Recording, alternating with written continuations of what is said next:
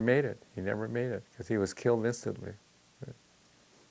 How long did you act as squad leader? You know what? I never really paid attention to time, but I would say probably, say 8 months.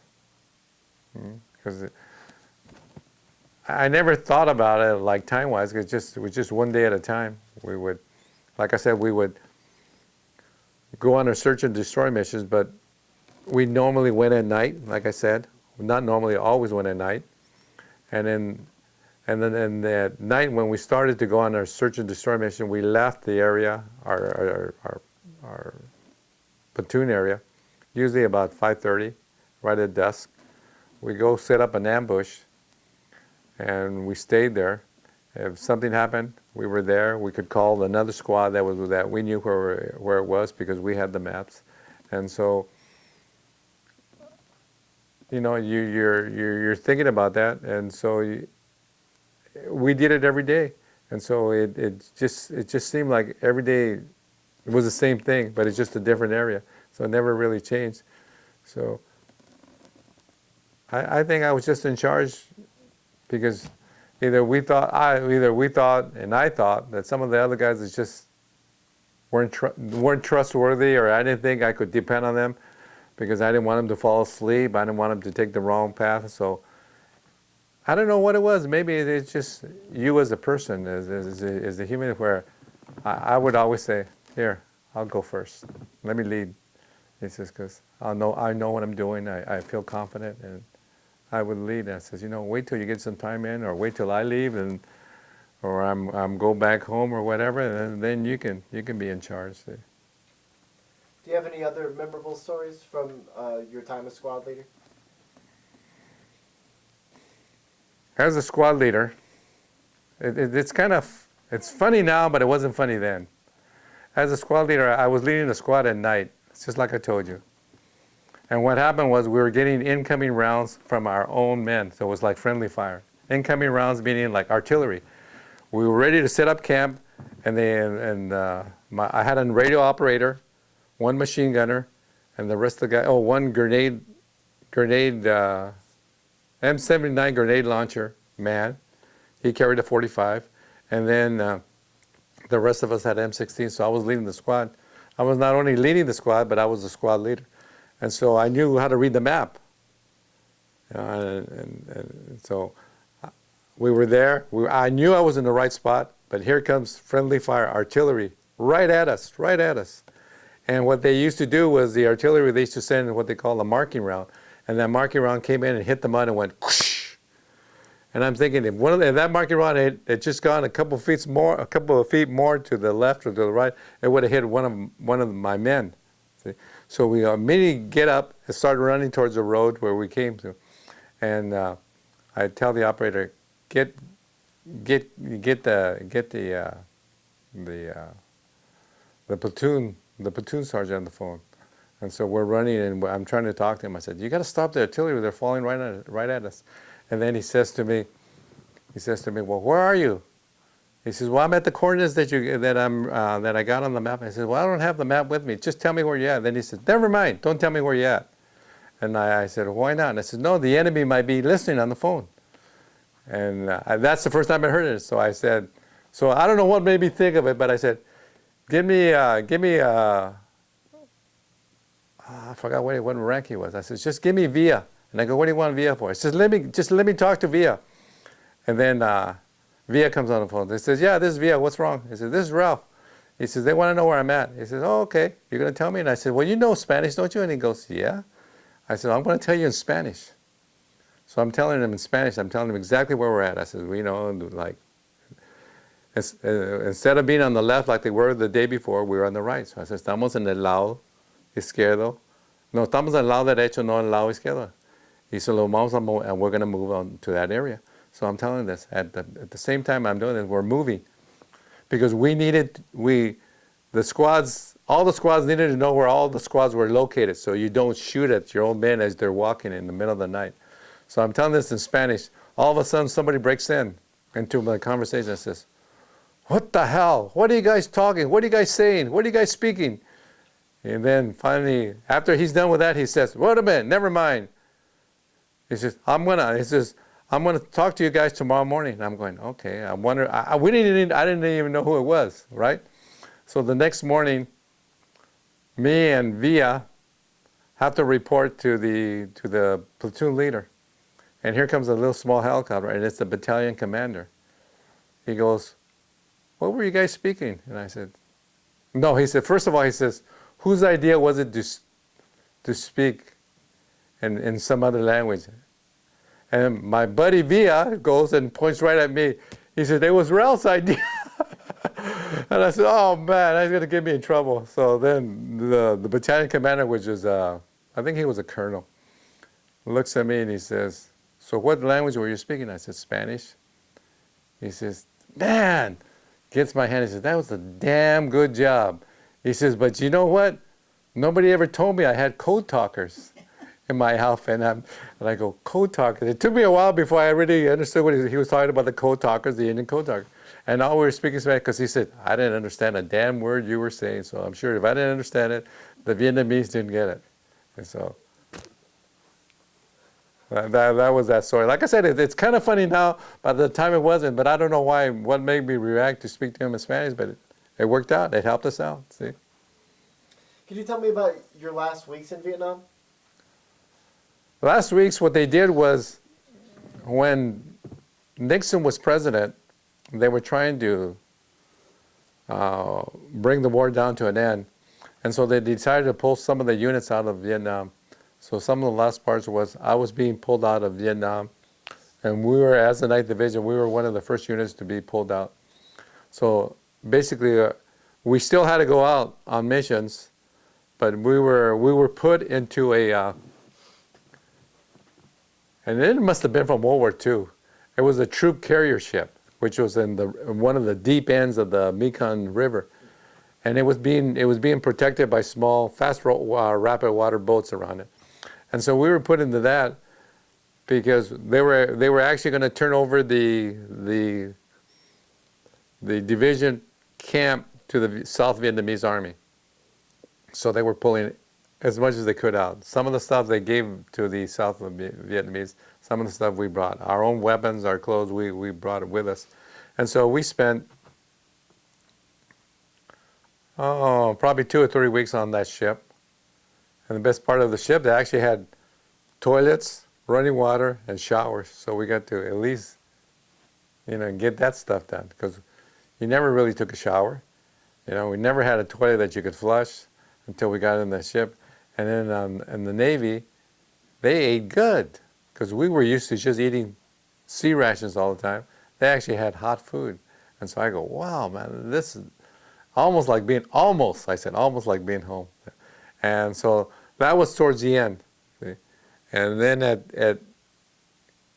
when they decided, or they finally decided, whoever makes the decisions, what they were going to send us, they put us on these huge Air Force planes. I think it was the C-131 or something, the biggest cargo planes that they have. And what I remember about this plane was that they were the seats were web, and the seats, instead of facing the passenger like a regular airlines, we were facing the tail. See? And so they just told us they're going to take us to another part of Vietnam, which was a lie, because they actually ended up flying us from Vietnam to Hawaii. So I got to spend the last couple of my months in Hawaii, which is Schofield Barracks, which is the 25th. And so we as a unit, as the 9th Division, were no longer existed. They retired the colors. They sent the colors to Fort Lewis, Washington. And the rest of us, we went to Hawaii. If you had more than 30 days left, they kept you in the military. Because as an infantryman, because I had had my basic infantry training, 9 days off, go to Vietnam, I had never really used any leave. And so I still had like 6 months to go in my military service. So at Hawaii, we became part of the 25th after it was disbanded. And so I spent the rest of my tour there until I got discharged. And what was coming home like for you? Coming home, I was warned about being called baby killer, being spit on, or somebody even trying to hit me or attack me or hit me with something. So I kind of prepared myself. I flew from Hawaii the first time I came home, flew from Hawaii. You mean when I was getting out? I flew from Hawaii. They flew us to the same base in Oakland.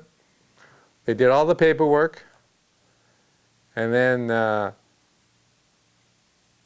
they said, keep an eye on your duffel bags if you're catching a taxi, because sometimes these taxi drivers will try to steal your discharge papers, and then they'll try to hold you like for ransom, hold your paperwork for ransom, because it's a valuable piece of paperwork. And so I then flew from Oakland to Orange County. No, I flew to LA County, LAX, okay. And that's where I was ready. I was wearing my khakis, which is a white T-shirt, had my ribbons on the side, had my cap, and so I thought I was dressed pretty good, but I kept an eye on the crowd of the people, and when somebody looked at me, I looked at him, and then I looked to the side and I looked to my back. I was kind of maybe I was being overly cautious, maybe I wasn't, I don't know, but I had heard too many stories about guys being just being beat up for fighting in that war. So nothing like that had happened to me, but I did always kind of look around, make sure when I got in the bus that nobody was too close to me. I sat alone. I had my duffel bag. I had a small carry-on bag that I had just in case, because I did plan this. I said, if somebody gets close to me, I'm right-handed, so I was ready to swing it with my right hand and hit him if I needed to hit him. From there, I took from LA, I took a shuttle bus to Orange County, because I live in Orange. Okay. Got home. No complaints. I have no bad dreams about coming home, but I have no complaints at all. I came home. The neighbors saw me, because I didn't tell my parents when I was coming home. My neighbors saw me. They started waving at me. They started coming up to where I live. My dad and my brothers and sisters come out. My mom comes out, and they give you a big hug. They're all crying, and I'm wondering, why are they crying for? They were just so happy to see you, I guess, safe and actually walking. Because when I was wounded, when I told you I was wounded, they actually got the certificate that says Purple Heart, and when you read the certificate, it makes you sound like you're John Wayne, like under heavy combat conditions. Well, I mean, it was combat, but they added a little bit more to it. It actually scared my family just reading it. They go, "Wow, is he going to have both his legs both his legs or both his arms?" They were wondering how bad I was wounded. See, so they were crying. They were just happy to see me, and I was happy to see them. But I didn't cry. And so the neighbors then come, and then I noticed that my mom sneaks away from the crowd, and she goes back inside the house. And then I'm talking to the neighbors, and then finally my dad said, "Let's go inside already," So I said, I told my neighbors, I'll come and visit later on.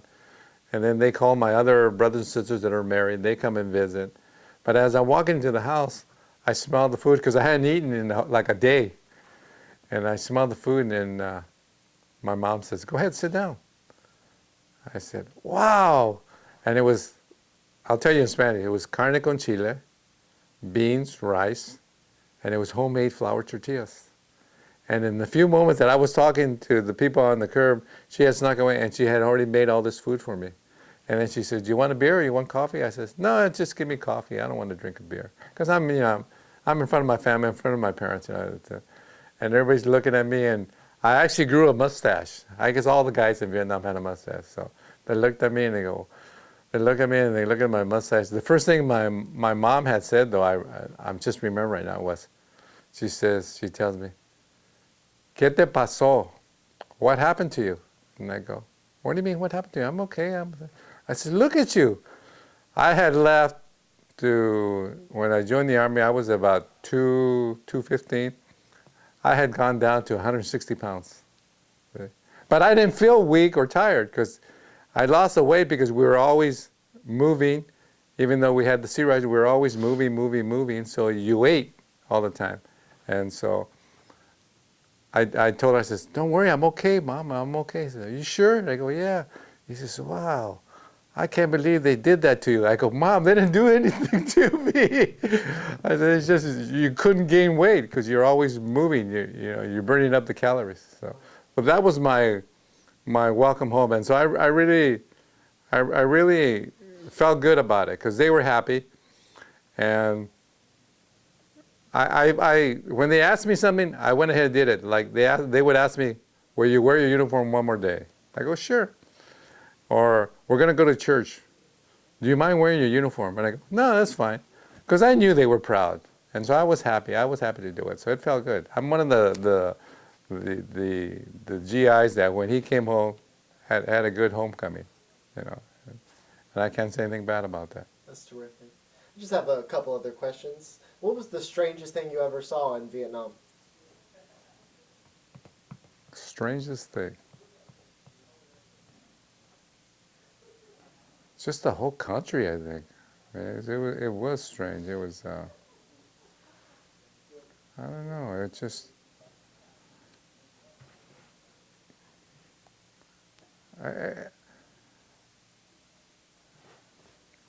what I saw, I don't think I really saw it. I didn't think it was anything strange. I was just amazed at how, I'll tell you what, I was amazed, like, how they could find me by me putting my name and well, they used to give us serial numbers. I was US 567281139, so you don't forget. My number, and then the address was APO San Francisco, because all the letters went to San Francisco, and then they sorted them out.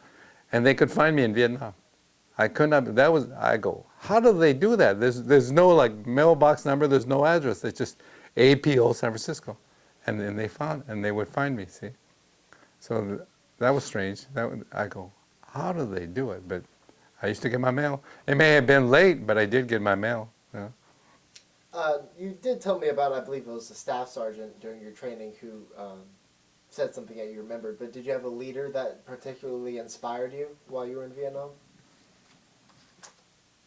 No, not really. I don't think I had any leaders that really inspired me. I listened to the recommendations of some of the other guys. They would just say, just follow me, just do what I tell you to do, or do what I do, and then you'll get the hang of it, and you'll learn. Like I said, walking in through the mud, cleaning your rifle, don't pick up things in foods or plates because they might be booby trapped. Don't take the easy path. Just because there's a bridge there and there's a canal and you don't want to get your boots wet, walk through the water. Don't take the bridge because they might be booby trapped. And most of the time they were booby trapped. What's the most important lesson you learned while you were in Vietnam? Important lesson, I guess teamwork. Trusting the guys that were near you, around you. Because I did confront, I remember one soldier in particular, I told him, I says, we're a team. I says, we only have 10 men in this squad. I said, if I have to keep an eye on you too much, he says, you're threatening the lives of the other 9 guys. I said, so it needs to change. I didn't say like I'm saying to you now. I cussed a little bit. And then he looks at me and he says, well, what are you going to do about it? Then I said to him, I didn't say anything to him. I said, but I'll show you what I'll do. And what I did was I got my M16 and I put it in his chest. And I said, you're either going to do what we tell you or you're not going to be here anymore. I said, because you're putting the other guys in danger and you don't seem to understand that. He says, but you're going to, or you're not going to be in my squad. I said, you're not going to transfer out. They're going to take you out in a body bag. That's all there is to it. I'm trying to put it in nice terms. Okay? But after that same day, he came up to me. He says, would you have, I said, the way you threatened me, would you have done what you said you would do? I looked at my witness, that was another guy that was with me. I looked at him, I looked at the guy that was, that I had threatened. I said to him, I says, you know what? At that moment, at that time, yes. But right now, since you're telling me that you're going to straighten out, no. I said, I'm telling you right now that me, him or anybody else, we're all willing to die for you. But you have to do the same thing. You have to make the same promises. We need you. We need you to work as a team, not by yourself. Say, if you have questions, ask me, ask him. I said, don't just do something stupid. I said, because you don't have enough time in this country. That's what we used to say. How much time do you have in this country? You know, you don't have enough time in this country to really know what's happening or what you're doing. See? Well, did you have any other stories you might like to tell? Anything that slipped your mind?